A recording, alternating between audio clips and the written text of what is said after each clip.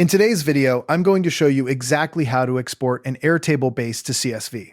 If you find this helpful, be sure to like and subscribe, and let's get right into it. First up, open Airtable in your browser. Go ahead and navigate to airtable.com and log into your account. Once you're in, locate the base that contains the table you want to export. Click on that base to open it, and then make sure you're on the specific table that holds your data. Airtable bases can have multiple tables, so double-check you're in the right one before you move forward. Now, take a look at the view you currently have selected.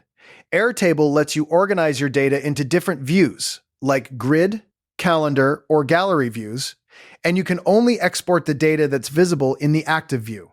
So, if you only want a subset of your records, this is a great time to switch to a filtered view.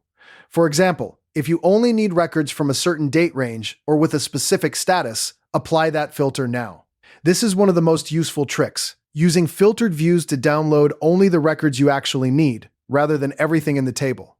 Once you're happy with the view, click on the View menu. That's the small drop-down arrow right next to the view name at the top of your table.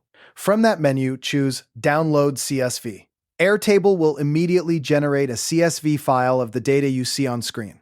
Your browser will then prompt you to save that file to your computer. Choose a location you'll remember, give it a clear file name, and click Save. Now, before you close everything out, it's crucial to verify the CSV. Open the downloaded file in any spreadsheet application, like Excel, Google Sheets, or even a simple text editor, and quickly scan through the data. Make sure all the columns you expected are there, and that the records look complete. If you need full coverage of your base, you can always export multiple views separately. For instance, export one filtered view for active clients and another for archived ones.